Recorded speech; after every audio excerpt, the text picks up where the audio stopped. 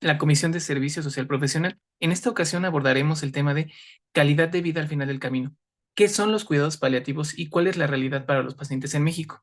Este tema resulta muy interesante para todos nosotros, ya que, aunque sabemos que por ley los cuidados paliativos son parte del servicio médico, muchos de nosotros, o podremos decir una buena parte de la población, sabe que están presentes en la ley, sabe que pueden prestarse en algunos centros de salud, pero no sabemos qué son. En esta ocasión, para resolver esta disyuntiva, nos acompaña el maestro Cintly Velázquez Pacheco, cuya formación resulta muy relevante para este tema. Él, es, él cuenta con una licenciatura en Ciencias Religiosas por la Universidad La Salle, en Ciudad de México. También cuenta con una maestría en bioética por la UNAM, además de que participa como asesor externo del Comité Hospitalario de Bioética del Hospital Psiquiátrico Fray Bernardino Álvarez, y también participa en el Comité de Ética en Investigación de la Dirección General de Epidemiología. Sin más preámbulos, por favor, maestro, el foro queda abierto para usted.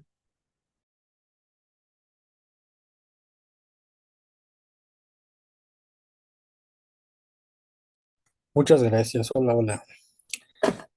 Pues, bueno, buenos días a todos, buenas tardes. Quisiera agradecer primero profundamente la oportunidad de participar en este espacio que busca acercar pues a toda la población, ¿no? Información que sea coherente, veraz, sintética tal vez, comprensible, sobre temas de salud, que ya lo dijo el químico, el doctor Isposet, que a veces son temas que evitamos, pero bueno, son temas que nos tocan a todos en algún momento de la vida. Entonces, hoy quiero hablarles sobre los cuidados paliativos, una forma de atención médica que se ha consolidado a nivel internacional como un componente que es básico, esencial, importante de la salud pública. Pero también quiero compartir con ustedes la realidad concreta de cómo se viven o cómo no se viven más bien, ¿no? En México, estos cuidados en México. Sobre todo, ofrecer algunas herramientas claras y concretas para que cualquier persona desde su lugar pueda participar en la construcción de una cultura del cuidado al final de la vida. Les puse en pantalla la pretensión de la charla de hoy, un esquema muy general. Me gustaría hacer alusión a las definiciones en general, ¿no? Una introducción al tema, pasar después a un marco conceptual pequeño, ¿no? Una mirada profunda y actualizada a los cuidados paliativos, así unas alusiones generales a cómo se ven los cuidados paliativos a nivel internacional, porque es lo que generalmente ustedes podrían encontrar en las referencias bibliográficas de bioética, por ejemplo, ¿no? Sobre los cuidados paliativos, pero por eso quisiera saltar en el punto 3 a un contexto latinoamericano, mexicano sobre todo, desde una bioética situada. Esto es interesante porque en general,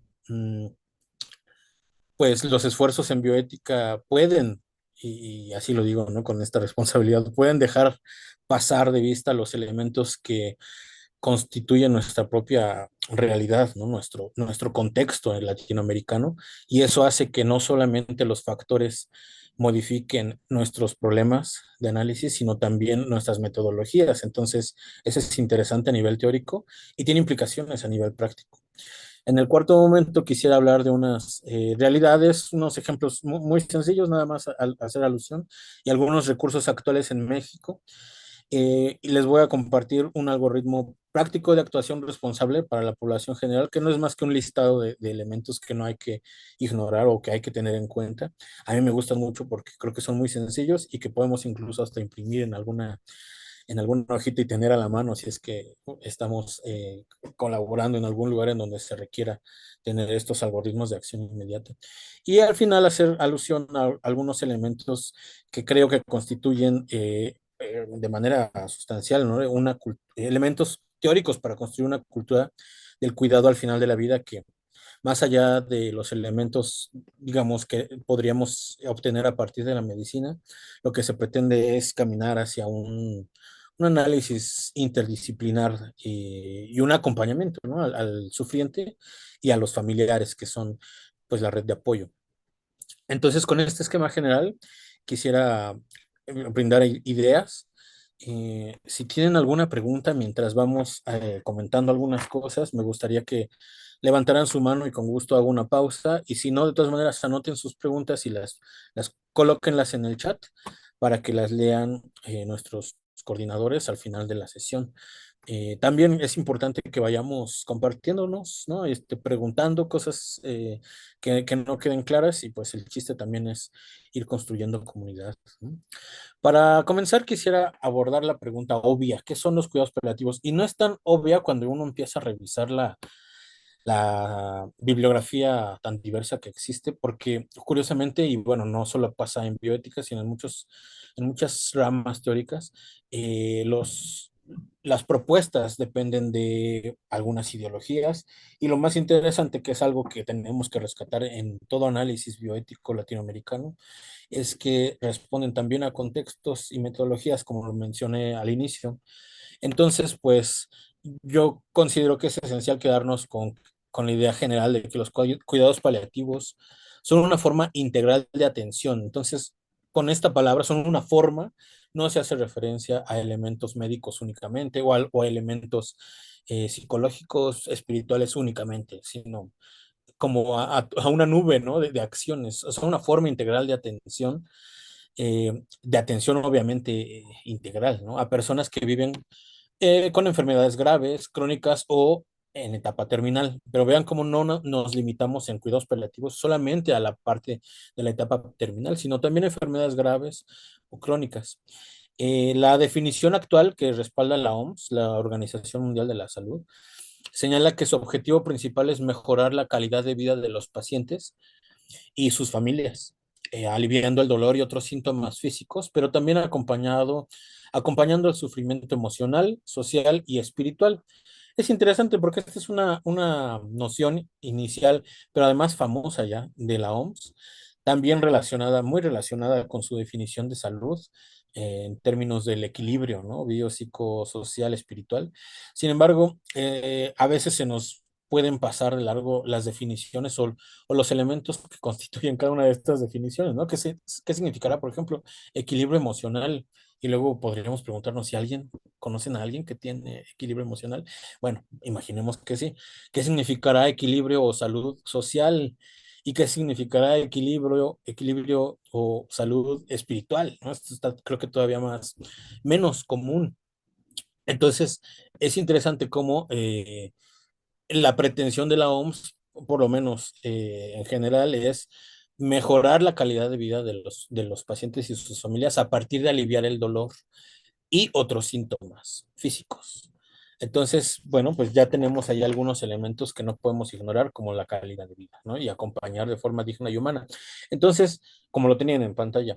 Pero entonces hay que llenar de contenido estos elementos. ¿Qué significa acompañar de forma digna? Y ustedes ya pueden ir anotando ahí sus elementos, ¿no? Sus preguntas y como tarea después ir haciendo un listado. ¿Qué significará acompañar de forma digna? O sea, ¿existen acompañamientos indignos? Eso es otra cosa que nos puede remitir a un análisis más profundo. ¿Y qué significará acompañar de forma humana? La pregunta contraria sería, ¿existen acompañamientos no humanos? Entonces es interesante, ¿no? Hoy sabemos que no se trata simplemente de aliviar el dolor físico en los últimos días, ¿no? No somos simplemente seres que perciben únicamente el dolor, sino requerimos el acompañamiento de forma digna y humana a quienes se enfrentan situaciones difíciles desde el momento del diagnóstico, porque además eso es otra cosa que hay que tener en cuenta, y a la que hace referencia este acompañamiento digno y humano, que no se remiten estos acompañamientos únicamente a la parte del dolor o únicamente a la parte final de la vida, sino desde el diagnóstico o incluso desde un poco antes, desde que se empiezan a manifestar los síntomas, hemos de acompañar de forma digna y humana. Estamos haciendo un análisis desde el proceso, ¿no? Y no solamente desde el dolor. Entonces, y bueno, obviamente que no importa cuánto tiempo reste de vida, ¿no? Esa es otra cosa esencial. La literatura más reciente ha profundizado en el concepto de sufrimiento total, por eso lo puse ahí en sus pantallas. Es un estado en el que el dolor físico se entrelaza con angustia emocional, aislamiento social y vacío espiritual. ¿Ven cómo esto está relacionado con lo que mencioné con respecto a la definición de la OMS en términos de acompañamiento? El sufrimiento total, la noción de sufrimiento total hace referencia al estado de un dolor integral también, ¿no? El dolor no solamente como respuesta física a los estímulos externos, sino también el dolor como eh, una manifestación de una angustia emocional. Y eso me parece todavía ya más complejo, porque entonces habría que preguntarnos, ¿y cómo acompañamos eso? ¿O cómo podemos ofrecer posibilidades de atenuación o de, sí, de disminución de estos dolores que no se pueden eliminar con medicamentos o con cosas químicas, ¿no? Ese es el aislamiento social. ¿Y qué hay del vacío espiritual? Y este es un elemento importantísimo porque generalmente el vacío espiritual eh, está fundamentado primero pues, en falta de acompañamiento a largo plazo, ¿no? Desde la persona y por eso está entrelazado con el vacío, perdón, con la angustia emocional y el aislamiento social. Entonces, yo creo que por eso los cuidados paliativos implican un modelo interdisciplinario y yo creo que por eso en este tipo de charlas se pretende constantemente hacer referencia a que tenemos que unirnos los médicos, las enfermeras y los enfermeros, las psicólogas y psicólogos, trabajadores sociales y especialistas en espiritualidad, no solo de una manifestación religiosa, de un ritual en específico, sino en general, ¿no? Especialistas en espiritualidad, que trabajen juntos, que trabajen en diálogo constante con el paciente y que trabajen en diálogo constante con los familiares, que eso ya es todavía un poco más complejo, pero que sí hay también ya ejemplos que en México se están iniciando estas propuestas interdisciplinares o integrales, ¿no? Por decirlo de algún modo. Eh, y bueno, obviamente este enfoque que les menciono, este enfoque integral, en muchos países se ha convertido en parte fundamental de los sistemas de salud. Claro, aquí podríamos preguntar en este contexto latinoamericano y específicamente mexicano, uh, hemos construido, hemos trabajado en la construcción de un modelo integral de acompañamiento, hemos tratado de construir nosotros que estamos en las diversas áreas de especialización del sector salud, eh,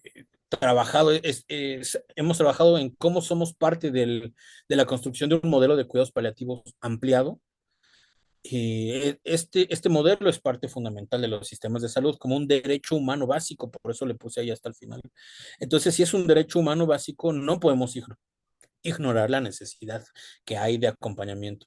Hay una necesidad intrínseca de toda persona a, con su derecho a tener acceso, y todos deberíamos de tener acceso, ¿no? A este modelo integral de acompañamiento y de resolución de las problemáticas, sean dolores o sean otras problemáticas, y pues acompañamiento de la enfermedad y su condición social y espiritual, ¿no? Que yo creo que son palabras que pues por ahí quedan volando y que sí tenemos que llenar de contenido los que tratamos de acompañar estos procesos de cuidados paliativos. Cómo acompañamos los procesos de salud, enfermedad, pero también cómo acompañamos las cuestiones sociales y cómo acompañamos en términos de disminución, por lo menos de los dolores, los vacíos espirituales que muchas veces van acompañados de los vacíos existenciales. Entonces, si pueden percibir desde ahorita, ya parece que estamos ante un panorama muy complejo, muy amplio, con muchas necesidades. Sin embargo, que no es difícil, por lo menos en términos analíticos, o por lo menos en términos de análisis, en términos teóricos, saber en dónde podemos ir acompañando, cuáles son los elementos o los huecos que hay que llenar desde un análisis teórico, ¿no? Lo difícil es el acompañamiento en términos prácticos, pero hacia allá tendríamos que ir caminando. Con respecto a algunos avances contemporáneos a nivel internacional, ya les decía desde el inicio, la pretensión de este momentito de este momento inicial de la sesión, de la charla, es hacer referencia a cosas muy generales a nivel internacional que no podemos ignorar. Por ejemplo, en el panorama internacional actual, los cuidados paliativos han avanzado significativamente. Desde una perspectiva de derechos humanos, siempre hay que tener en cuenta eso. Según la Comisión Lancet sobre cuidados paliativos y alivio del dolor, lo que tienen en pantalla, el acceso a cuidados paliativos debe reconocerse como un derecho humano universal. Y si es un derecho humano universal, como está ahí subrayado en negritas, entonces es inseparable del derecho a la salud y a la dignidad humana. Entonces, las implicaciones a nivel teórico, desde el análisis ético, son inmensas porque se entrelazan con el modo como deberíamos de ir construyendo en términos de justicia social y de acceso a lo que ofrece el sector salud y cómo cumplimos estos requerimientos, porque es un derecho humano universal. Y entonces también podríamos preguntarnos, ¿qué pasa si no ofrecemos estos cuidados? Estamos violando entonces, en este caso, un derecho humano universal que está ligado al derecho a la salud, que está ligado al derecho y al reconocimiento de la dignidad humana. En términos teóricos, por lo menos, las implicaciones son vastas. Asimismo, se ha fortalecido el desarrollo de cuidados paliativos especializados para poblaciones vulnerables. En general, se rescatan dos grupos en las poblaciones vulnerables importantes, como la infancia y la vejez. Los cuidados paliativos pediátricos, en específico, han ampliado el enfoque más allá del cáncer, porque en general se le ha dedicado un poco más tiempo al acompañamiento para los enfermos con cáncer. Entonces, pues ahora se atienden enfermedades crónicas complejas desde etapas más tempranas. Y bueno, pues por eso puse ahí más allá del cáncer. Y pues en el caso de los adultos mayores se busca responder al envejecimiento poblacional con intervenciones adaptadas a la multimorbilidad y la fragilidad. Esto, curiosamente, es un tema que cada vez nos surge responder o tratar de ofrecer posibilidades de acompañamiento en nuestra realidad mexicana. Independientemente de lo que esté pasando a nivel internacional, porque pues, también es obvio una problemática internacional, pero en México hay que preguntar, y es todo un tema interesante de análisis, ¿qué estamos haciendo para contrarrestar las problemáticas en torno a la vejez en México? Y pues en esta sesión de charlas hay un momento en que algún experto nos compartirá algunos elementos en torno a esto. Entonces, pues, como dirían, ¿no? Quédense conectados. Pero bueno, es una realidad, es un dolor, ¿no? El envejecimiento poblacional que hay que también atender y hay que saber cómo lo podemos acompañar desde una visión también integral. Finalmente, se observa una tendencia creciente hacia la universalización paliativa, que propone integrar los cuidados paliativos desde el momento del diagnóstico de una enfermedad, lo que yo les decía hace ratito, ¿no? Desde que les diagnostican una enfermedad, que es incurable en general con respecto a los cuidados paliativos, y no solo en la etapa final, ¿no? Esto implica una transformación de los sistemas de salud orientada a ofrecer alivio, no solamente del dolor físico, ¿no? Sino también el acompañamiento, que es algo que mencioné hace momentos, el acompañamiento y la calidad de vida, le nombran de manera transversal durante todo el proceso de enfermedad. Entonces habría que preguntarnos eso también, ¿no? Desde afuera o desde adentro. O sea, lo estemos viviendo a primera mano o estemos analizando las problemáticas desde una perspectiva exterior, en tercera persona. ¿Estamos viendo el acompañamiento transversal? ¿Estamos viendo un acompañamiento integral o solamente los cuidados paliativos en donde estamos, las problemáticas que estamos visualizando, se limitan a aliviar el dolor en la última etapa de la vida? Entonces eso nos hace reflexionar o nos invita a reflexionar sobre el rol del equipo interdisciplinario. Es donde también yo creo que podemos meter estos elementos interesantísimos y que nos implican a todos los que ya estamos escuchando de esto. La responsabilidad, ¿no? La responsabilidad a partir de una conciencia. Entonces esto ya nos implica otro tipo de análisis, otro tipo de implicación personal para la resolución de estas problemáticas, porque, y lo diré más adelante, es parte esencial del acompañamiento, ¿no? El rol del equipo interdisciplinario, entonces, ¿no? Los médicos, ¿no? Médicas y médicos, las enfermeras, enfermeros, psicólogos y psicólogas, trabajo social y qué onda con la sección de espiritualidad. Tenemos que tratar de, por lo menos, ofrecer ayudas en estos términos, ¿no? Con estos profesionistas, con estos profesionales. Y digo por lo menos porque como un algoritmo de acción, eso es lo mínimo necesario. Eh, Obviamente hay otras perspectivas que proponen un acompañamiento a estas dolencias de manera un poco más integral y por eso se ha desarrollado lo que ahora nombran como modelo colaborativo con la familia, porque la familia es una parte central del proceso de cuidado. Esto lo tiene muy, muy en cuenta, por ejemplo, la tanatología al momento de aventar reflexiones en torno a los duelos Y la primera reflexión que dicen los tanatólogos es que los duelos no se limitan solamente a la muerte, y obviamente el que muere pues ya no se preocupará de la resolución de sus problemáticas en este mundo, pero sí la familia que están pasando por los duelos, que eso es un elemento esencial. Pero entonces, ¿cómo acompañamos? Y pues en términos prácticos, por ejemplo, la tanatología recomienda acercarse a los círculos de apoyo, a las redes de apoyo en distintos niveles. El primer nivel, que sería el nivel inmediato, generalmente es la familia, pero habrá casos en que el paciente no tenga familia o no haya posibilidades de resolver a partir de la familia las dolencias o los duelos, y entonces habrá que pensar en un rol, en un círculo de apoyo un poco más amplio, no solo a la familia, sino a lo mejor los amigos. Y si no tiene amigos, el doliente o el sufriente, pues a lo mejor habrá que pensar en un círculo de atención o una red de apoyo un poco más amplia, no solo familias sino amigos, sino tal vez los vecinos, o tal vez profesionistas, o tal vez alguien a quien tú contrataste con anterioridad. Entonces, el chiste de estas propuestas de análisis, de estas propuestas de acompañamiento ante los duelos, en específico en la tanatología, intentan hacer hincapié en que no solo la individualización, sino el aislamiento social incrementa las posibilidades de dolores y de vacíos, ¿no? Entonces, es interesante cómo a nivel internacional el rol del equipo interdisciplinario va tomando cada vez más importancia. Los cuidados paliativos se sostienen entonces sobre este trabajo del equipo interdisciplinario.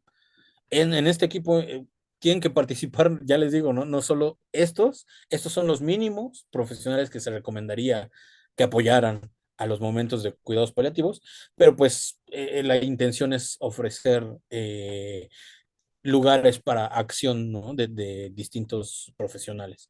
Sobre todo en esta época en que a nivel analítico, a nivel teórico, también ya se están rompiendo un poco los límites disciplinares, no porque no haya, sino porque ahora estamos percibiendo que la realidad es compleja, como lo requieren también el análisis de los problemas de los cuidados paliativos, y requerimos de profesionales transdisciplinares.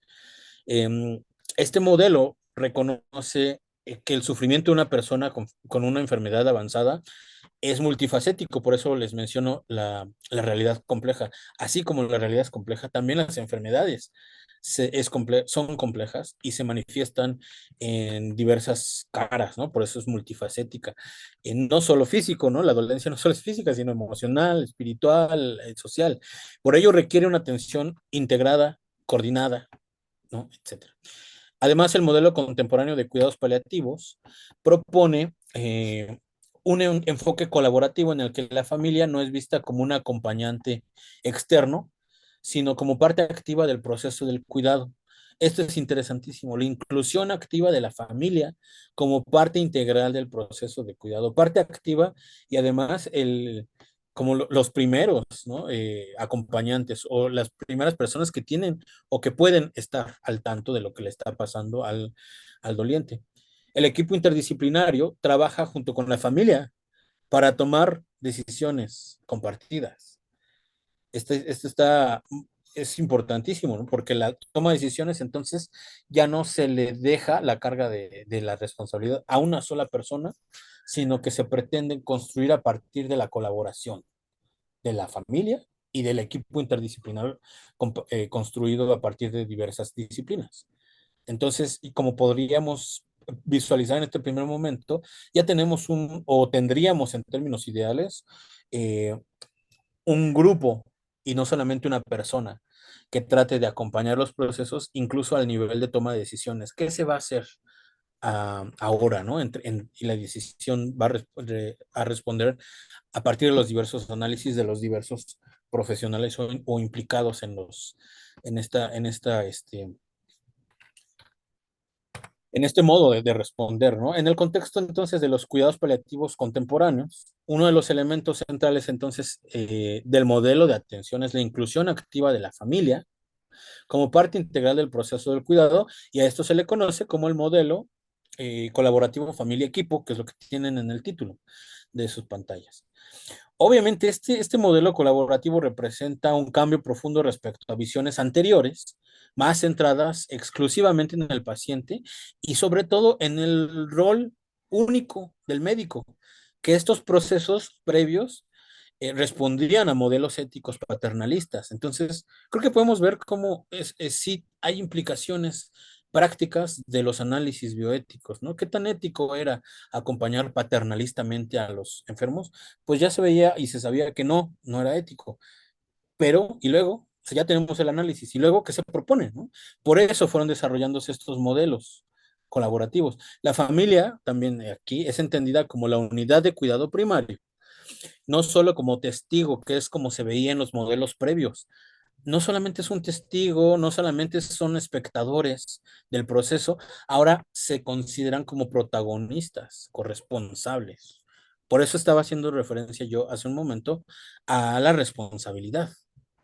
Eso está bien interesante porque hay implicaciones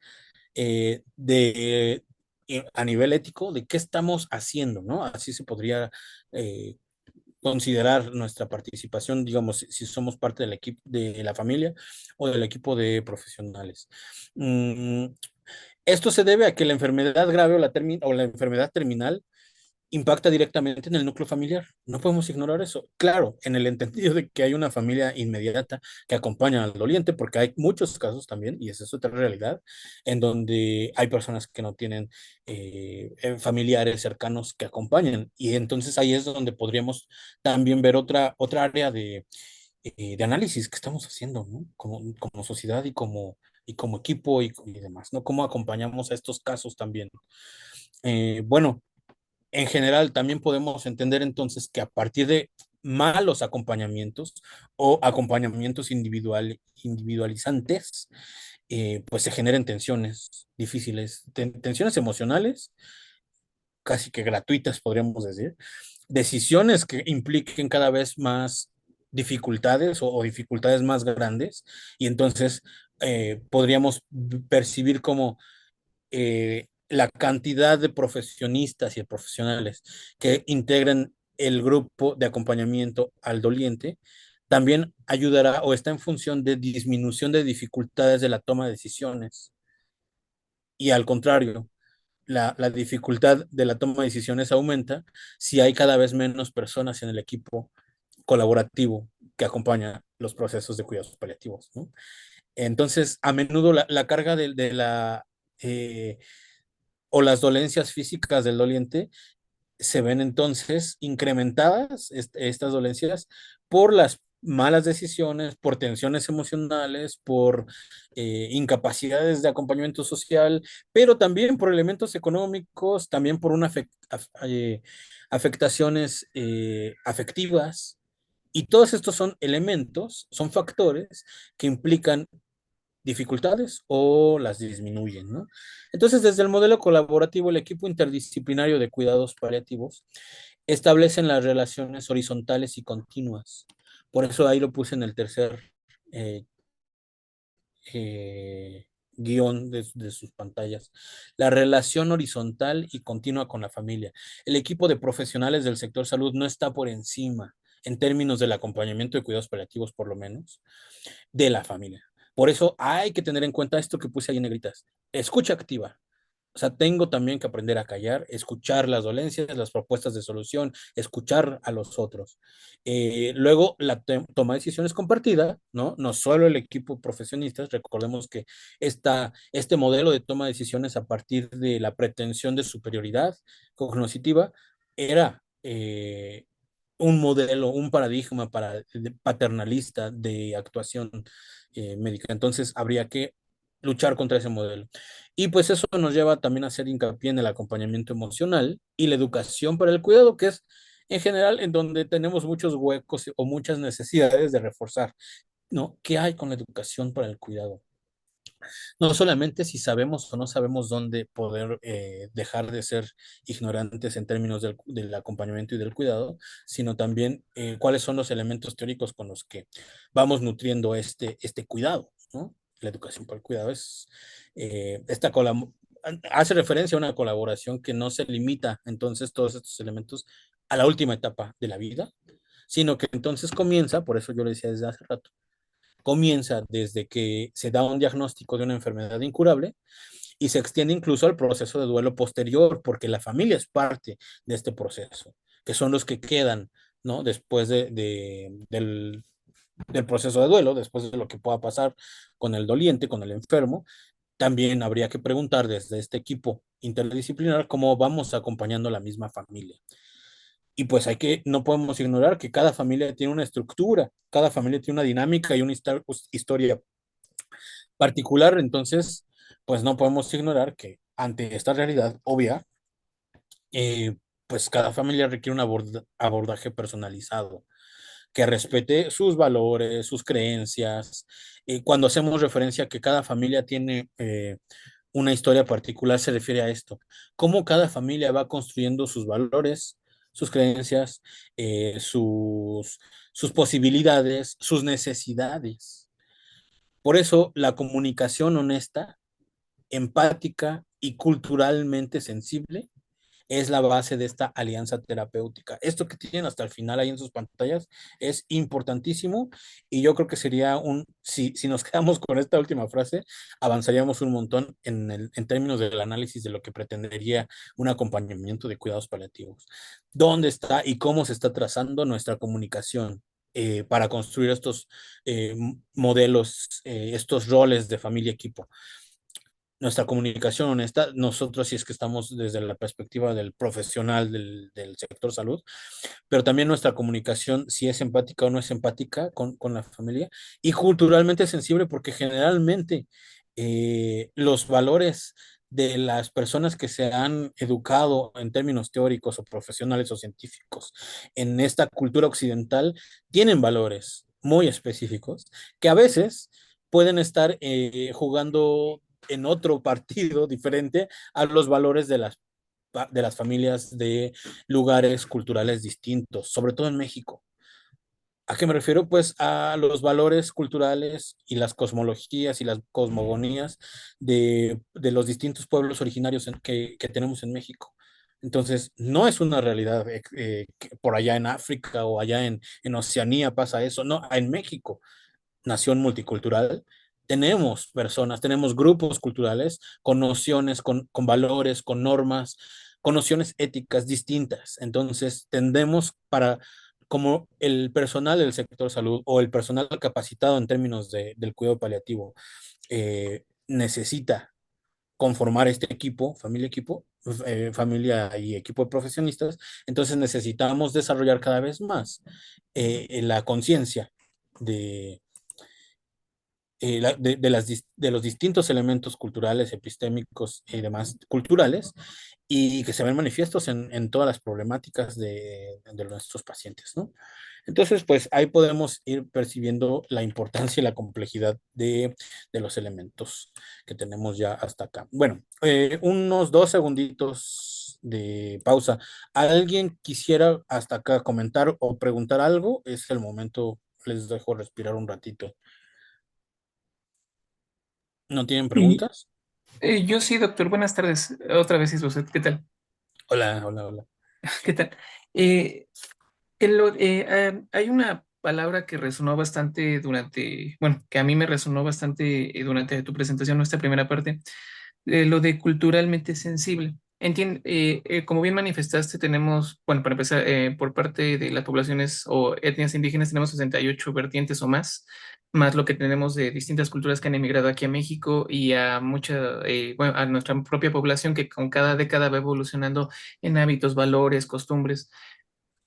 Para la perspectiva que maneja en este particular del cuidado o del acompañamiento o los cuidados finales, ¿considera que esto debería plantearse en los modelos de educación desde educación básica o solo dejarlo para los profesionales de la salud o profesionales de asistencia espiritual o asistencia emocional?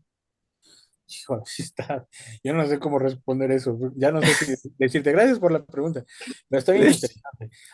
Por lo menos a nivel teórico, hay dos grandes autores en México que han analizado el tema desde los elementos fundamentales, que son los valores, cómo se construyen los valores en las distintas agrupaciones culturales o en las distintas agrupaciones sociales, ¿no? Obviamente la perspectiva de análisis fundamental debe ser la filosofía de la ciencia, ¿no? Cómo se construyen en términos conceptuales, ¿no? Cómo se acercan al mundo las distintas culturas. Y entonces, a esto se le llama, ¿no? El análisis multicultural, el análisis del diálogo, de la pluralidad de culturas, en términos epistémicos, es decir, comparación de cuáles son mis conceptos para acercarme a la realidad. Y entonces había un problema que ya decían, por lo menos algunos de estos dos autores, León Olivé o Ambrosio Velasco Gómez, el primero ya fallecido, el segundo sigue vivo, un gran filósofo mexicano, decían pues, en realidad si planteamos la distinción de acción, de valores, la diferencia de valores, no podemos preguntarnos cuál vale más, que eso es un problema para las personas del sector salud hoy y desde hace años, porque hay una pretensión de superioridad científica, ¿no? Y hasta le ponemos así, ¿no? Es que yo hago ciencia porque tengo 38 doctorados que avalan que lo que yo voy a decir es más importante que lo que tú vas a decir desde una perspectiva cultural diferente, porque eres ignorante, porque no tienes la ciencia que yo tengo. Entonces, el problema que se creía durante muchos años que era de jerarquización de valores. ¿Cuál es el valor que importa más? ¿Cuál es el mejor valor? Y lo que se fue trabajando poco a poco durante muchos años y que lamentablemente todavía no es una realidad, pero por lo menos en términos teóricos ya está planteado, es la necesidad de que cada cultura sepa, tenga un listado específico de sus valores básicos. Y este es un dilema en filosofía, por lo menos, que hace referencia a las discusiones de si existen o no existen los derechos universales. Desde 1945 empezaron estos dilemas, ¿no? Si existen o no existen, o se están proponiendo desde una versión cultural universalista, que es lo que pasaba, las implicaciones teóricas que teníamos. Y entonces, las propuestas de la filosofía en México, por lo menos con esta realidad cultural tan diversa, dice que lo que tenemos que trabajar es esto que mencioné, que cada cultura ofrezca en el diálogo o en la mesa de diálogo sus nociones básicas, sus valores que conciben y construyen a la propia comunidad como fundamentales y que los van distinguiendo de otros grupos culturales diferentes. Entonces, la pretensión tener claro el listado de axiomas y de valores que van construyendo a las propias culturas, también tiene que ver con esta propuesta de, bueno, ¿y cómo enseño esos valores? No solo a mis propias, a la propia comunidad que integraría hacia adentro a la comunidad, sino también en términos del diálogo hacia afuera, ¿no? El adintra y el adextra. Por lo tanto, el papel de la enseñanza, de la pedagogía, de enseñar esto, es responsabilidad de cada cultura y ahí vamos muy lento en México por lo menos. Y en otros lados también, ¿no? Pasa así. Yo estaba viendo algunas propuestas del desarrollo en Canadá, que también es una sociedad multicultural y también van lento, bueno, menos que aquí, pero sí podríamos pensar en la necesidad de aumentar la cantidad de lugares que eduquen en términos empáticos al diálogo multicultural y que nos enseñen a cómo ir resolviendo estas complejidades éticas.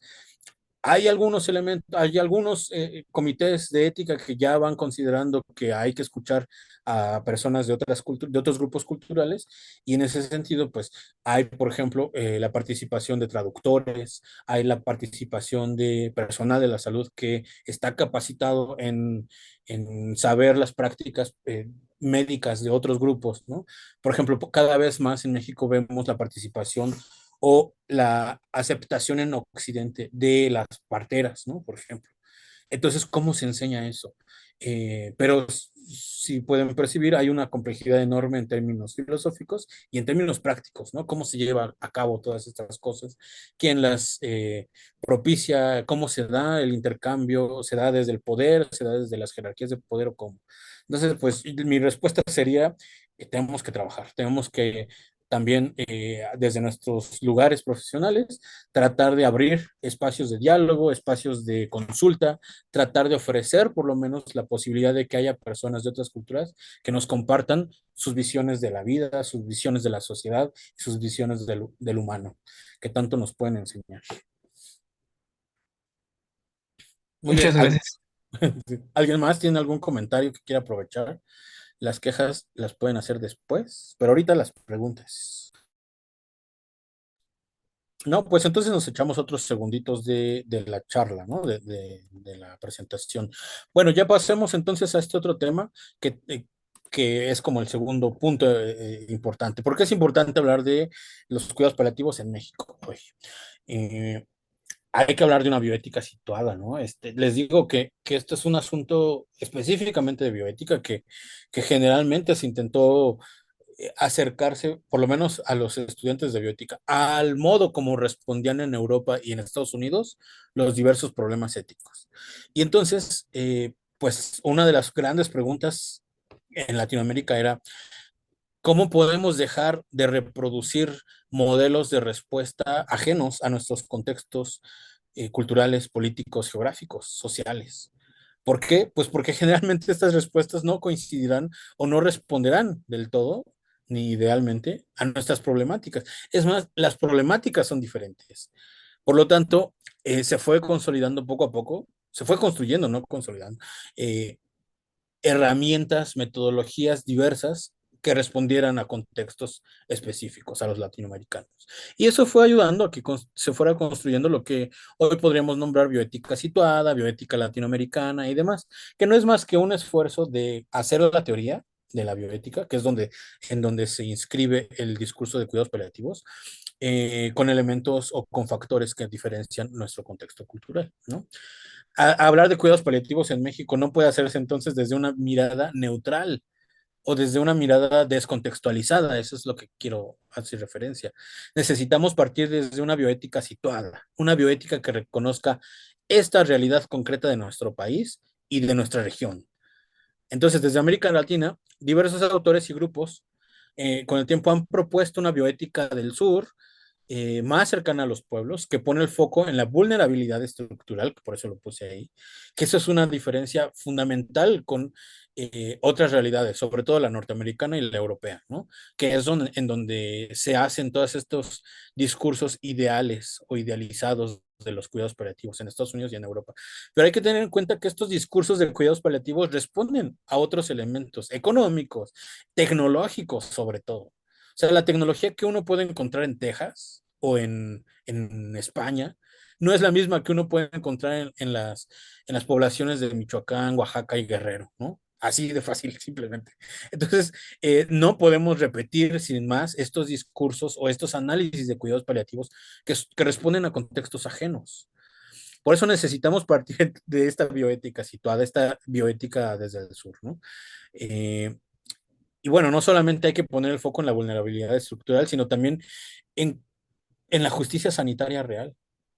El acceso a la salud, el acceso en términos de justicia sanitaria, es un tema, una deuda que tenemos desde hace décadas en México. Y bueno, no me pueden negar esto. En México, aunque existen avances normativos, como la inclusión de los cuidados paliativos en la Ley General de la Salud, y pueden checar esta publicación de la NOM, de esta norma oficial que se llama Criterios para la atención de enfermos en situación terminal a través de cuidados paliativos. La realidad nos muestra grandes desafíos, ¿no? Existen profundas desigualdades de acceso. Eso es lo que les digo, la justicia, el acceso a la salud es un tema, una deuda de hace décadas. Es un tema difícil de acercarse por las implicaciones tan desastrosas que tiene, ¿no? En algunas zonas urbanas del país es posible acceder a unidades de cuidados paliativos, como por ejemplo al IMSS, ¿no? Unidades de cuidados paliativos en el ISSSTE. En regiones rurales o marginadas el acceso es inexistente. A veces, muchas veces, muchas veces. El acceso a cuidados paliativos no hay. Hay estados donde ni siquiera existe personal capacitado para ofrecer este tipo de atención. Además, hay factores económicos que agravan la situación. Muchas familias deben absorber los costos de medicamentos, traslados, ¿no?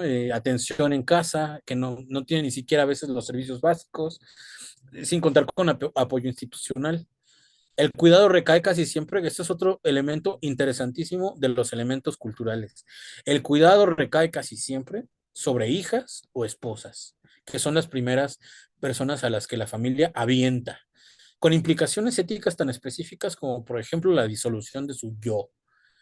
termina siendo una persona violentada a final de cuentas. Pero esto responde no solo a los elementos individuales, sino también culturales, estructurales y sociales. Entonces, pues, y bueno, no hay que ignorar que obviamente en muchos casos estos cuidados se realizan con amor, pero se realizan sin capacitación, que es algo que ya preguntaba el doctor Isboset, ¿no? Se hacen sin preparación, sin la capacitación y bueno, hay que decirlo, sin apoyo emocional. Desde el punto de vista geográfico, los desafíos son enormes. Comunidades indígenas o alejadas de los centros urbanos simplemente no cuentan con las condiciones mínimas para ofrecer una muerte digna. Desde el punto de vista cultural, pues ya dije algunas cosas, pero pues aún pesa en México una gran dificultad para hablar de la muerte con naturalidad. Muchos médicos no han sido formados para dar malas noticias, son muy buenos para distinguir entre una vena y una arteria, pero no han sido formados para dar malas noticias. Y cuando se comunica una condición terminal, la información suele llegar de forma abrupta y no de acompañamiento, ¿no? Esto obviamente va a generar confusión, va a generar angustia, tensiones, aislamiento, y estos son elementos que hay que tener en cuenta desde una perspectiva amplia de cuidados paliativos. Entonces, frente a estas realidades, una bioética hecha en Latinoamérica propondría o tendría que proponer en términos ideales, pero también en términos prácticos, volver la mirada a la relacionalidad. Este es un elemento que me encanta. Déjenme ver qué pasó con esto. Ahí está, la relacionalidad, ¿no? Eh, Necesidad de pensar el sufrimiento no como un problema individual, sino como una experiencia compartida que requiere apoyo comunitario, estructuras solidarias y políticas públicas adecuadas. Esto me parece también esencial. Si se lo pueden tatuar en el brazo derecho, adelante, esto es esencial. Ahora, eso nos lleva a hablar de un modelo biopsicosocial espiritual de atención, que yo creo que ya tendremos noción muy amplia, muy general, muy importante, ¿no? De lo que ya he ido comentando, pero pues no hace falta tenerlo así en una sola diapositiva. El modelo biopsicosocial, biopsicosocial espiritual de atención. ¿Qué es esto? Pues es un enfoque integral de atención en salud que reconoce que la experiencia de la enfermedad, como lo tienen ya aquí, especialmente en etapas avanzadas o en etapas terminales, no puede comprenderse, no puede abordarse solo desde una perspectiva biomédica. Y yo añadiría aquí, bueno, ahorita porque nuestro tema es cuidados paliativos, pero yo añadiría que en general todas las realidades que tienen que ver con los problemas que quejan al humano tienen que ser analizados así en amplio espectro, de manera integral, ¿no? ¿Por qué? Porque el ser humano es una unidad compleja e interdependiente de cuatro dimensiones, y cuatro dimensiones por lo menos, ¿no? O sea, no, ni siquiera son las únicas. La dimensión biológica. Eh, Esta es fácil, ¿no? Corresponde a los aspectos físicos, corresponde a los aspectos médicos de la enfermedad, incluye diagnóstico, tratamiento, control del dolor, control de los síntomas, ¿no? Por eso puse ahí en el ejemplo en cuidados paliativos sería esto, el manejo del dolor con opioides, tratamiento de la disnea o náuseas que hay con la atención médica continua, ¿no? Ahí es importantísimo el papel del personal del sector salud. Pero también hay otra dimensión que es la dimensión psicológica, en donde se considera la dimensión emocional y mental del paciente. Tampoco nos es tan ajena a esta dimensión, ¿no? Aquí se reconoce que una enfermedad grave puede generar ansiedad, que ya no es algo solamente biológico. Además de la ansiedad, la depresión, negación, miedos, entre otras reacciones. Y estas reacciones emocionales y psicológicas pueden aumentar y pueden acelerar los procesos de la dolencia, ¿no? De los dolores, de la enfermedad, de los procesos que está. De hecho, hasta vi unos artículos súper interesantes, ahí luego los pueden checar en internet, en donde se analiza cómo las ventanas en los salones de los cuidados paliativos, de los cuartos de cuidados paliativos, las ventanas con vista al bosque o alguna vegetación o al sol, disminuyen la velocidad con la que empeoran las personas de su enfermedad o incrementan el número de mejoría, ¿no? De los procesos, ¿no? Estadísticamente, ¿no? Entonces, y bueno, también hay muchos artículos que analizan cómo la parte emocional, independientemente de la religión, el apoyo espiritual, perdón, el apoyo espiritual también ayuda a que sea más lento el proceso o el avance de la enfermedad. Y pues eso nada más nos invita a ser conscientes de que, uno, el humano y su realidad es compleja y por lo tanto, dos, el modo de acompañamiento de las dolencias debe ser también complejo en esta propuesta integral, ¿no? También hay una dimensión social que también es muy fácil de comprenderlo. En esta dimensión se integra el contexto relacional y socioeconómico de la familia. Ya les decía yo, estos elementos sociales, políticos, económicos, sobre todo, geográficos, también modificarán nuestro caso, nuestro caso de necesidad de cuidados paliativos. Aquí hay que evaluar el papel de la familia, de los amigos, las redes de apoyo que ya les mencionaba yo, que es tan importante en la tanatología como acompañamiento. Pero también otros factores como el trabajo, la vivienda, el acceso a los servicios, y entre otros. En en el ejemplo de alguien que tiene de la necesidad de cuidados operativos, pues asesoría social, atención a cuidadores, el trabajo social hospitalario o comunitario, ¿no? Es importante. Y, híjole, la dimensión espiritual es la que a mí me parece que en general es la más dejada de lado, ¿no? Yo he encontrado algunos hospitales en donde... Reproduciendo desde Poco M5S. Alexa, detente. Perdón. Yo he encontrado algunos hospitales en donde hay capillas, ¿no? Le llaman capilla ecuménica bueno, pues hay un esfuerzo por lo menos, ¿no? Se ve que algunos lugares pretenden tener un lugarcito de oración o de reflexión o de meditación, dependiendo de la manifestación religiosa. Pero a final de cuentas, en la dimensión espiritual hay que reconocer básicamente la búsqueda de sentido de la vida. Esto está fundamentando cualquier experiencia o expresión religiosa. Ya les digo yo, incluso independientemente de si se es católico, ateo, protestante o de la Santa Muerte que tenemos tanto en México, independientemente de eso, en el fondo hay que reconocer que hay una búsqueda de sentido, hay una pretensión de trascendencia, hay por ahí algunas nociones de fe y esas cosas fundamentarán cómo construimos nuestros valores personales o los valores personales que el paciente ha construido, independientemente de las creencias personales. Entonces, esta dimensión adquiere particular importancia al final de la vida. Curiosamente, no lo he visto tan desarrollado en algunos textos de cuidados paliativos, pero pues entonces hay que ver qué onda con este acompañamiento espiritual. Estamos ofreciendo acompañamiento espiritual desde una perspectiva rigurosa, o sea, de profesionista, de profesional. Eso es una tarea también pendiente. Las intervenciones desde la tanatología, el diálogo sobre el sentido y la dignidad y el respeto a los diversos rituales religiosos. Eh, ¿Por qué son importantes estos cuidados paliativos? Pues ay, perdón un tantito.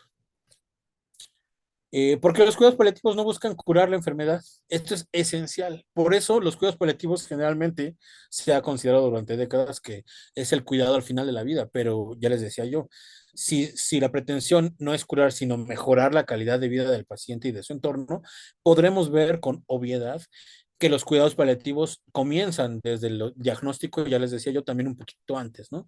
El sufrimiento humano no solo es físico, también es humano, es emocional, existencial y social. Por lo tanto, ignorar alguna de estas dimensiones que ya mencioné puede profundizar o incrementar el dolor y deshumanizar el proceso de atención.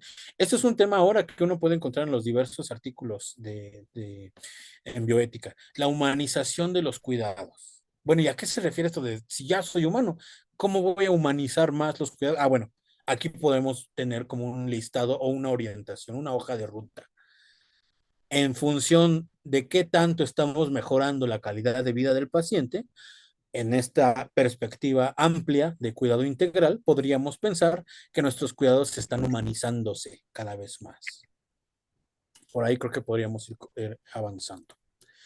Eh, y bueno, suena bonito, suena a discurso de iglesia tal vez, pero ¿cómo lo llevamos a la aplicación práctica? Bueno, pues a partir de la interdisciplinariedad, que es un modelo eh, que ya lo mencioné hace ratito, ¿no? La participación de diversos profesionales. El plan individualizado, tener en cuenta los valores y los contextos de cada persona y de cada familia. Y por eso ya mencionaba yo hace ratito la comunicación continua como un diálogo que fundamenta todo el proceso de acompañamiento. Para comprender adecuadamente la situación de los cuidados paliativos en México, es indispensable entonces adoptar una mirada desde la bioética latinoamericana, ¿no? Lo que yo les decía yo, la bioética del sur. Aquí en la letra A, que puse principios de una biótica latinoamericana, en general, en términos teóricos, todavía no hay como un grupo de elementos eh, compartidos por muchos profesionales, pero sí podríamos hacer referencia a elementos contextuales que diferencian nuestros discursos teóricos de los elaborados en otros contextos culturales como los europeos y los norteamericanos. Entonces, pues aquí no podemos ignorar las perspectivas pues, de los profesionales de Latinoamérica, ¿no? Una bioética que no es importada, sino una bioética que trata de resolver problemáticas contextuales a partir de metodologías contextualizadas. Por eso tenemos que responder a nuestras realidades concretas. Pero si ignoramos cuál es nuestra realidad, pues todo está muy mal, ¿no? Entonces, desde ahí comienza todo. ¿Cómo accedemos teóricamente a nuestra realidad para que demos un acompañamiento práctico, no ya teórico, adecuado, ¿no? Desde este enfoque, entonces, pues se privilegian conceptos clave, como vulnerabilidad estructural, que yo lo mencioné hace un momentito, que no solo es una vulnerabilidad biológica, sino también producto de condiciones sociales injustas, y la justicia sanitaria, que es otro elemento esencial que modifica nuestros discursos de bioética latinoamericana, a diferencia de la bioética en otros lugares, la injusticia sanitaria y la relacionalidad, que lo mencioné hace un momentito, ¿no? Entendiendo que las personas no son individuos, ¿no? Entonces, todo eso nos podría hablar poco a poco de una dignidad contextual que se concreta en las condiciones reales de vida de cada persona. En el caso de México, en específico, ¿no? En el contexto mexicano en 2025, esta mirada permitiría, permite identificar con claridad varias problemáticas estructurales. Primero, existe una marcada desigualdad en el acceso a los servicios paliativos, como lo puse ahí, entre regiones rurales y urbanas, y también entre el norte y el sur del país. Aún hoy, muchas comunidades no tienen acceso a morfina oral o a servicios especializados. Entonces, pues ese es un elemento, ¿no? Que marca la desigualdad en el acceso a los servicios paliativos. Segundo, persisten brechas en infraestructura y formación profesional. Eh, de acuerdo con los datos del INEGI y de la Secretaría de Salud, no hay suficientes unidades de cuidados paliativos y la capacitación en este ámbito aún no forma parte sistemática de los programas de estudio en muchas escuelas de medicina o escuelas de enfermería o de trabajo social. Y en bioética también se da solamente en muchos casos una preparación teórica muy alejada de los contextos. Ya les decía yo, es muy común encontrar la preparación profesional en bioética muy cargada a lo que dicen en Europa y en Estados Unidos. ¿Y qué hay de los contextos sociales específicos de nuestro contexto, no? Entonces, esa es otra brecha de desigualdad, incluso educativa. Por eso debemos considerar la profunda carga emocional, la carga simbólica y espiritual que enfrentan las familias mexicanas ante la muerte, marcada por tradiciones religiosas, no podemos ignorarlo. En México hay una orientación muy cargada al catolicismo, pero enriquecida de unas visiones culturales arraigadas en nuestra cultura que diferencian a la expresión religiosa católica cristiana de otras expresiones en el mundo. Aquí en México, la recepción de la muerte es una mezcla muy multicultural, ¿no? Multicoloreada. Y también de ahí podemos saltar a la reflexión de los sentimientos de culpa. Que estos sentimientos de culpa muchas veces obstaculizan el acceso a una atención digna o dificultan decisiones informadas. Entonces no son cosas simplemente o elementos o factores que simplemente suenan bonito o son románticos, sino que sí hay implicaciones reales. Por eso, podríamos considerar que nos enfrentamos a factores estructurales que refuerzan esta situación, que son los factores económicos, altos costos no cubiertos por el sistema, dependencia de las redes sociales, el, factores geográficos que no podemos ignorar, dificultad de acceso en zonas rurales o indígenas, elementos políticos, ¿no? Que son los limitados por las políticas públicas y la lentitud en la implementación de la norma, que ya les mencioné hace ratito, que pueden buscar en Internet. Y curiosamente, los factores educativos al que nos hacía referencia, doctor Isboset, ¿no? La ausencia de formación sistemática en paliativos en muchas escuelas de salud. Yo creo que por eso hablar de cuidados paliativos en nuestro país exige más que un enfoque clínico. Requiere una sensibilidad ética, requiere una sensibilidad política y cultural que abrace nuestras propias realidades, que se traduzca en acciones concretas para garantizar el derecho a una muerte digna.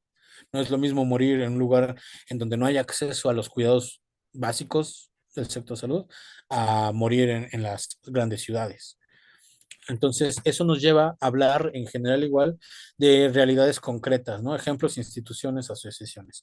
Otro pequeño descansito. ¿Alguien quisiera comentar, contarnos un chisme o preguntar algo? Tenemos un minutito para aprovechar un mini diálogo.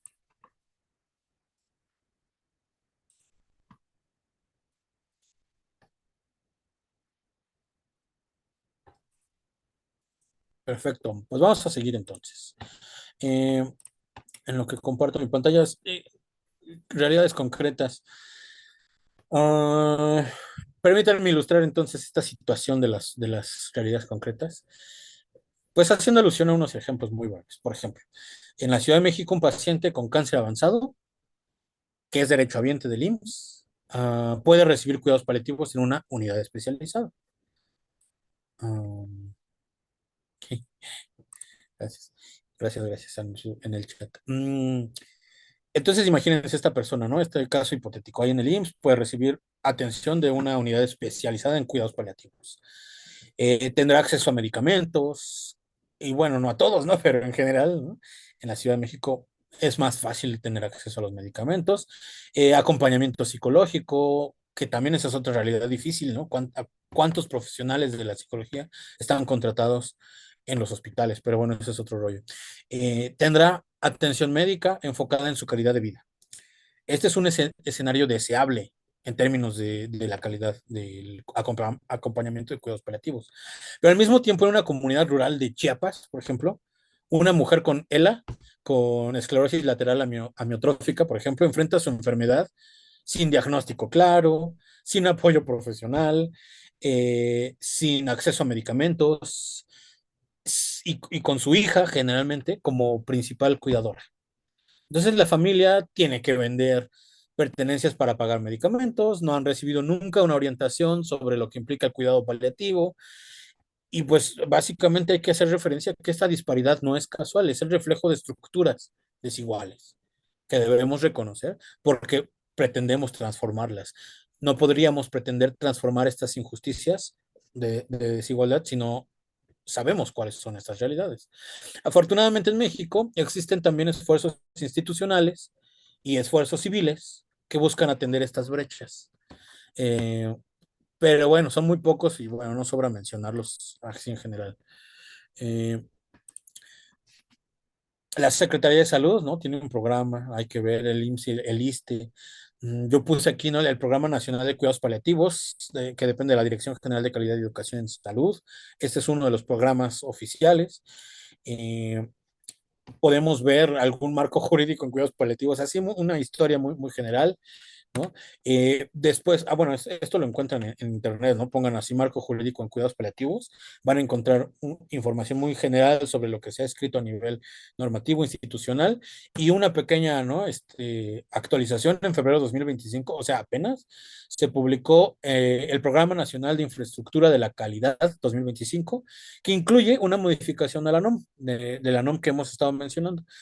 Esta actualización busca fortalecer y actualizar los criterios para la atención de pacientes en situación terminal, reflejando los avances y las necesidades actuales en el ámbito de los cuidados paliativos en el país.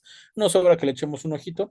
Sabemos que muchas de las actuaciones prácticas tendrían que responder primero a una modificación institucional normativa y bueno, aquí podemos ver que pues se ha ido avanzando, aunque muy poco, se ha ido avanzando.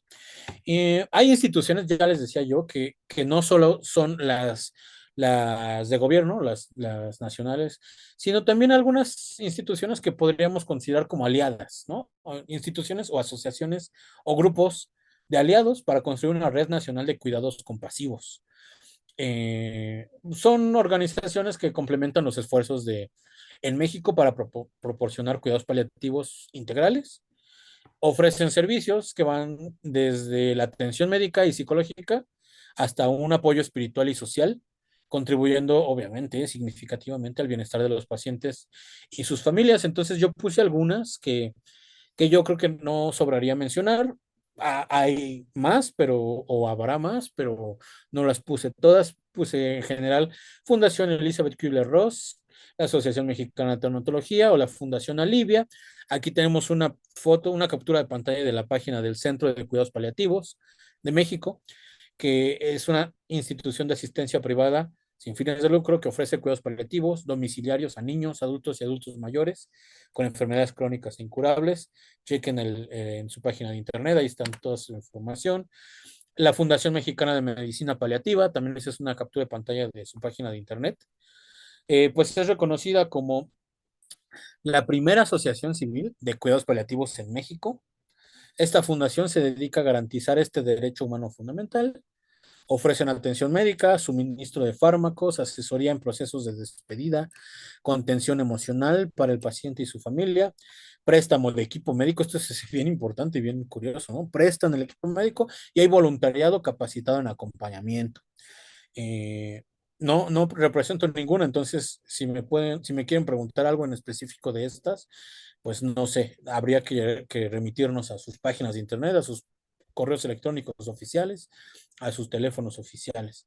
Esta otra asociación que encontré que se llama Antes de Partir, AC, proporciona atención especializada a pacientes en fase terminal, tanto en hospitales como centros de salud y a domicilio, como en sus propias instalaciones de ellos.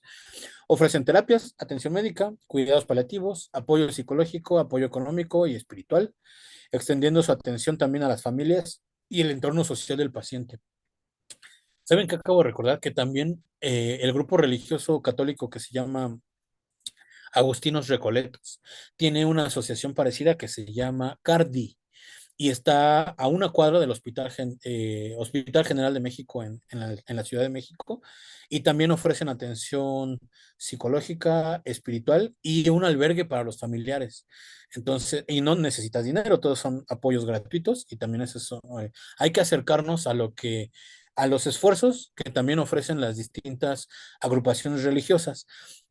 Con los hermanos protestantes, no estoy muy seguro, pero me parece que si te acercas a alguna de las iglesias, dependiendo de dónde esté tu necesidad, ¿no? O tu contexto. Me parece que hay un grupo dedicado en cada iglesia protestante como apoyar a estos casos, incluso aunque no pertenezcas a su ritual religioso. Y en el ritual de los católicos, de los cristianos católicos, también hay grupos de personas que se organizan en torno a las parroquias, y a estos les llaman grupos de pastoral de la salud, y usualmente estos grupos de pastoral de la salud ofrecen acompañamiento espiritual, obviamente, pero también apoyo psicológico y a veces también de cuidados básicos, enfermeros, porque trabajan de la mano de algunas agrupaciones religiosas, sobre todo, que tratan de apoyar, ¿no? A los dolientes. También encontré esta Asociación Mexicana de Lucha contra el Cáncer.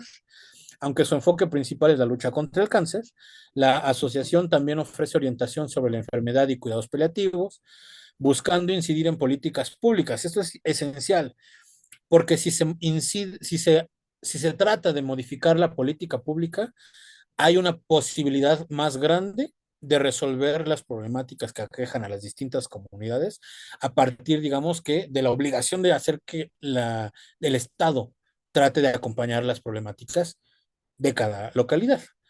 Entonces, también habría que preguntarnos cómo se construyen las políticas públicas. Bueno, pues se presupone la incidencia del individuo, del ciudadano, en expresión de las necesidades de cada comunidad. Entonces, si yo como ciudadano de una pequeña localidad no le digo a mi candidato o a mi coordinador político, estos son los problemas que aquejan a mi comunidad, entonces eso de la mano de la usual falta de escucha del dirigente político de su propia comunidad hará que haya una usual, lamentablemente, vida política. Pero entonces, si lo que pretendemos es reducir estas dolencias, habrá que incrementar entonces la participación política también, ¿no? Porque entonces estaremos siendo parte de la construcción de una mejor sociedad, ¿no? De mejores comunidades. Entonces es interesante porque esta asociación dice, por lo menos en su página, que busca incidir en estas políticas públicas para disminuir el impacto del cáncer en la población y mejorar la calidad de la atención. Entonces pueden ver que todos estos elementos de apoyo giran en torno también al derecho fundamental universal del derecho a la salud y derecho al bienestar, ¿no? Oh, también está el Instituto Nacional de Cancerología, que es un instituto que brinda apoyo en cuidados paliativos. No encontré una captura de pantalla de la página de internet en donde esté la información de los grupos de cuidados paliativos, pero ahí está en la sección de los grupos de apoyo. A lo mejor con ellos pueden obtener más información. Y si no, pues ahí llamar. Creo que hay unos teléfonos oficiales en su página de internet, eh, o, o buscar los correos electrónicos oficiales del Instituto Nacional de Cancerología. Pero bueno, vemos, ¿no? O sabremos que pues está un poco cargado hacia los cuidados de las personas que tienen cáncer. Déjenme regreso un poquito. Estas instituciones entonces aliadas son importantes para construir una red nacional de cuidados compasivos. Eh, y eso nos lleva a pensar también, ¿no? ¿Cuáles son las actuaciones mínimas para la ciudadanía? O sea, preguntarnos, ¿qué podemos hacer si yo no soy el director de un hospital, ¿no? Sé que muchas personas que nos escuchan hoy no son profesionales de la salud y por eso es probable que se pregunten, ¿y yo qué puedo hacer? Por eso les propongo algunas actuaciones mínimas y responsables, no irresponsables, sino mínimas y responsables, que cualquiera puede llevar a cabo en su familia o en su comunidad. Por eso quisiera que las anotaran. Uno, pedir información clara y completa al recibir un diagnóstico grave. Es obvio, es un derecho del paciente, pero aumentar la cantidad de la información y tener claridad en los procesos, qué significa esto que me están diciendo, ayuda a tener más elementos para mejorar la capacidad de decisión.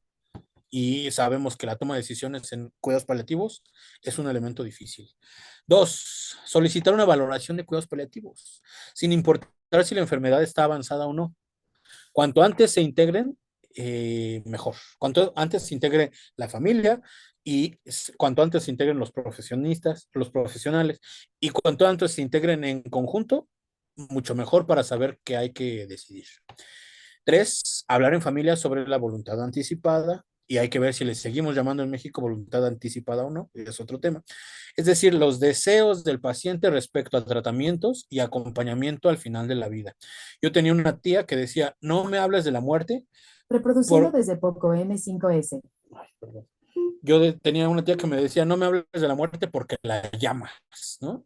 Entonces, podremos percibir que en México también hay un rechazo cultural a hablar de lo que va a pasar al final de la vida, pero pues si hablamos sobre lo que el paciente espera, desea, pretende, creo que será más fácil la decisión al final, ¿no? Respecto a todo, a los tratamientos que desea llevar el paciente y al acompañamiento al final de la vida. Entonces, hablar entre familia. Cuatro, buscar apoyo emocional y espiritual, ya sea con los profesionales de tanatología, pero también con acompañantes, con religiosos, con amigos cercanos.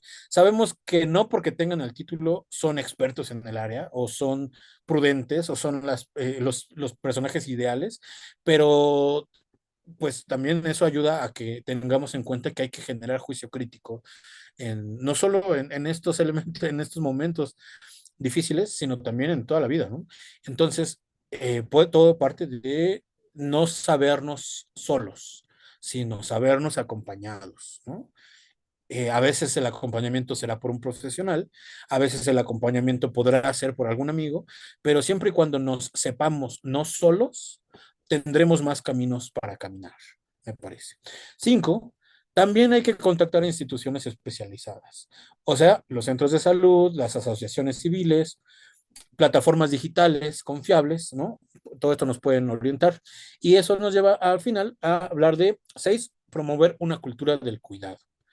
¿Cómo? Pues la cultura del cuidado se refiere a cómo escuchamos, cómo acompañamos, estar presentes, ¿no?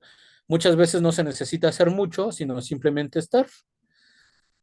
También es clave las redes de apoyo comunitario. En la Ciudad de México, o sea, en las grandes ciudades, no está tan difundida el camino comunitario es más común encontrarlo en las comunidades rurales. Pero tenemos muchísimo que aprender de estas comunidades, cómo caminan comunitariamente y qué significa eso. Muchas personas mueren solas o sin consuelo por el miedo que tenemos a hablar de la muerte, entonces tenemos que hablar de esto. Necesitamos como sociedad recuperar el valor del acompañamiento humano, desde lo más básico, una visita, una palabra de acompañamiento, una palabra de consuelo, un gesto de ternura, y eso nos lleva incluso hasta replantear nuestros modelos en nuestra familia, ¿no? Nuestros modelos de masculinidad, nuestros modelos de maternidad fuerte. Entonces, si se dan cuenta, tenemos que hablar de un montón de cosas que fundamentan el modo como vamos construyéndonos en cultura, ¿no? Si nos acompañamos fraternalmente o si nos aislamos. Por eso los cuidados paliativos no son una concesión ni una opción secundaria, ¿no? Eh, Son una necesidad humana fundamental. En México todavía queda mucho por hacer, eso no podemos ignorarlo, y en todo el mundo, ¿no? Pero bueno, en México sobre todo, pero sí hay esfuerzos, hay personas, hay instituciones que ya están marcando el camino. Tenemos que construir una cultura de los cuidados paliativos eh, y al hacerlo cambiaremos nuestra forma de entender la salud, entender el proceso salud-enfermedad y también cambiaría nuestra manera de entender la muerte y de acompañar. Implica ver al otro no como un cuerpo a tratar, implica ver al otro como una persona a acompañar. Y esto es esencial, ¿no? Es fundamental subrayar entonces que necesitamos una transformación cultural profunda, una verdadera revolución del cuidado, esto me gusta mucho, una revolución del cuidado compasivo que ponga en el centro la dignidad humana, el acompañamiento consciente y el alivio integral del sufrimiento en cada etapa de la vida, especialmente al final del camino. En México contamos con las herramientas, contamos con saberes y con riqueza cultural necesaria para liderar un modelo de cuidados paliativos que sea ético, un modelo de cuidados paliativos amplio, ¿no? Que sea accesible, que sea humano. Pero para lograrlo debemos pasar por los discursos fáciles, ideales, nebulosos, a la realidad, a las acciones. Hacer de los cuidados paliativos un derecho real, garantizado y un derecho cercano para todas las personas sin importar su condición económica, su lugar de residencia o su nivel educativo, ¿no? Esta tarea no solo es del Estado, entonces, como podemos ver, esta tarea es de todos y de todas. Nos compete no solo al sector salud, sino a los que acompañamos a las personas, que somos todos. Cada ciudadano puede formar parte de esa cultura del cuidado, ¿no? ¿Desde qué? Desde la escucha, desde la empatía, desde el respeto por el dolor ajeno. Mm, Porque acompañar al otro en su sufrimiento es también una forma de sanar individualmente, pero también de sanar como sociedad y de hacer posible una vida bueno, y una muerte más digna para todos. Por eso, pues ojalá que esta conversación nos ayude a dar un paso más hacia esta cultura del cuidado compasivo, esta revolución, ¿no? Del acompañamiento, revolución del amor, donde cada persona pueda vivir y morir con dignidad. Muy bien, pues les agradezco mucho la atención prestada y abro el momento para comentarios y preguntas. Y regreso la palabra a los coordinadores.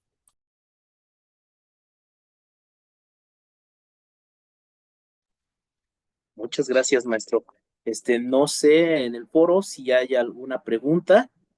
Está abierta el micrófono para que puedan efectuar sus comentarios y preguntas. Eh, yo deseo hacer otra pregunta en alcance a lo que se ha transmitido en esta ponencia. Em, Hay una parte que quizá bueno, no quizá, muchos no contemplábamos dentro del cuidado paliativo, que es esa parte de las necesidades espirituales. Em, y que obviamente ya están más integrados los profesionales de la orientación espiritual dentro de la parte del cuidado paliativo, pero por ejemplo nosotros Y lo hablo desde una perspectiva un poco más actual, que por ejemplo, a lo mejor la mayoría somos de cuna cristiana católica, pero algunos encontraron su orientación espiritual en otras formas de fe o simplemente se distanciaron. A un paciente que se encuentra en este tipo de situaciones, en cuidados paliativos, en una situación de enfermedad terminal, y hay esta suerte de diferencia entre los credos que profesa cuidador y cuidado. ¿Hay alguna sugerencia, punto de convergencia en donde pueda justamente no estresar más al paciente, pero tampoco como cuidador sentirse más sofocado o alguna situación de esa índole?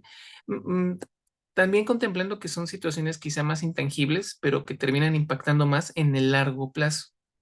Muchas gracias. Gracias, pues yo creo que ahí se puede percibir la importancia del diálogo, ¿no? Eh, y tratar de saltar, por lo menos para los que hemos sido acompañados en la educación en Occidente, tratar de saltar de esta cultura de el conocimiento me da una jerarquía de poder. Y tal vez saltar a un modelo cultural de tengo que escuchar al otro y ver en qué modo mi, mi, mi cantidad de conocimiento puede ayudar al paciente, sobre todo en aspectos culturales, ¿no? Ya les mencionaba yo hace ratito el problema o bueno, en la situación de las parteras en México, y cómo durante muchos años, para la medicina occidental, ¿no? Que habían jurado el juramento hipocrático y pues con toda una educación inmersa en una cultura diferente, no solamente desestimaba, sino minusvaloraba el apoyo y las acciones de las parteras. Eh, pero poco a poco se fue, y vean que hasta fea la palabra, se fue profesionalizando el modelo, ¿no? De las parteras. Pero eso es algo que ha pasado en toda la pretensión de control desde Occidente, ¿no? Creer que nuestro conocimiento nos lleva al orden y al control y por lo tanto a la superioridad. Entonces, sí, creo que otra vez volvemos a hacer hincapié en el diálogo, escuchar al otro, eh, escuchar cuáles son las necesidades y los contextos empáticamente del otro y tener en cuenta que no podemos vivir nuestra vida, por lo menos en términos del desarrollo profesional, desde esta pretendida ¿cómo le llaman? La tolerancia que no es activa, ¿no? La tolerancia de, pues, no coincido con tus propuestas profesionales y las tolero desde lejos. Pero esa acción solamente hace más grande la diferencia entre el diferente y yo. Entonces, la empatía nos avienta más allá de la tolerancia a escuchar al otro. Entonces, por eso se convierte en esencial el diálogo. Y ya les decía yo también, ¿qué hacemos? Bueno, sobre todo los que están en los hospitales, en la atención a las enfermedades de manera inmediata. ¿Qué haces con un paciente creyente en la Santa Muerte? Si tú eres, como dices, doctor, católico. O sea, hay pretensiones también espirituales a largo plazo, ¿no? Más allá de esta vida biológica. O el caso tan famoso en bioética del rechazo a las transfusiones sanguíneas por parte de los testigos de Jehová, ¿no? En donde por supuesto que te dirán, no me interesa tanto mi vida en este plano biológico, tanto como mi vida eterna o mi sufrimiento eterno en el infierno. Entonces, no me metas sangre. Y yo como médico podría decir, oye, pues si no te meto sangre, si no te doy la transfusión sanguínea, te vas a morir. Y el valor principal desde mi complejo cultural de los griegos es esta vida biológica es lo más importante.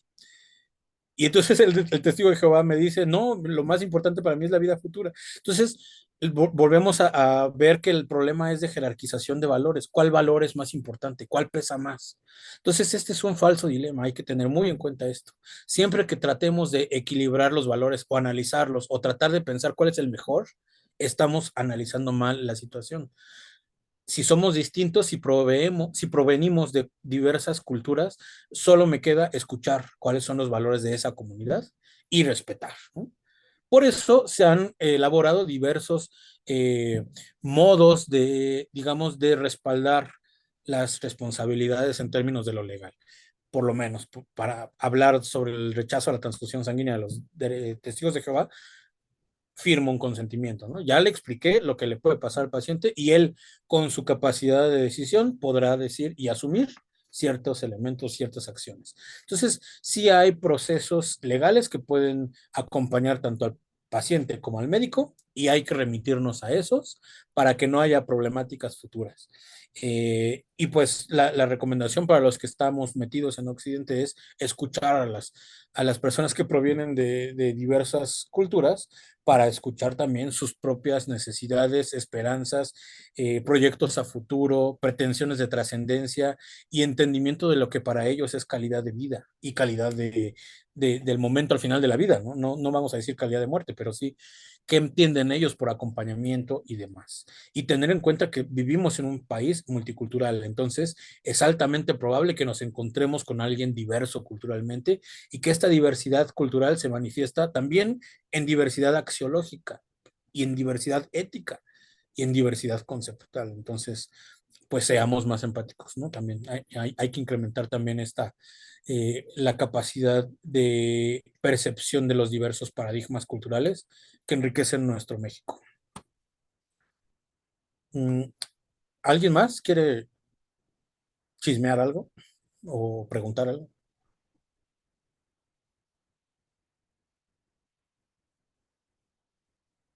No, pues muchísimas gracias y regreso la palabra a los coordinadores. Muchas gracias, maestro. Pues bien, el Colegio Nacional de Químicos, Farmacéuticos, Biólogos México AC, a través de la Comisión de Servicio Social Profesional, pues agradecemos al maestro Cintli Velázquez Pacheco por su participación en la segunda conferencia del ciclo de capacitación 2025, denominada Calidad de vida al final del camino. ¿Qué son los cuidados paliativos y cuál es la realidad para los pacientes en México? El cual tuvo como objetivo pues conocer cómo en México los cuidados paliativos se contemplan como parte integral de los servicios médicos. Maestro, enhorabuena, muchas felicidades y mil gracias por ilustrarnos con sus conocimientos. Muchísimas gracias. Bonita tarde a todos. Pues bien, estamos llegando al término de esta conferencia. Pues me resta informar que, como verán en el chat, aparece una liga que los direccionará a un formato de evaluación. Para nuestra institución, pues es de suma importancia todos los comentarios, ya que gracias a ellos podemos mantener la mejora continua en nuestros próximos eventos. No nos podemos despedir sin antes agradecer a los profesionistas y a los compañeros en general que nos acompañaron el día de hoy y agradecemos a nuestro ponente por compartir su experiencia y conocimiento en esta temática. Asimismo, también agradecemos al químico Isbocet Luna Núñez, vicepresidente de la Comisión de Servicio Social, y a los miembros del staff por ayudarnos en la logística y transmisión, haciendo posibles estos eventos. Los invitamos a seguir atentos a los próximos eventos a través de nuestra página web www.colegioqfb.rg.mx y nuestras redes sociales en Facebook, X, LinkedIn, YouTube e Instagram. Por la unidad y la excelencia, muchas gracias y les deseo a todos una excelente tarde.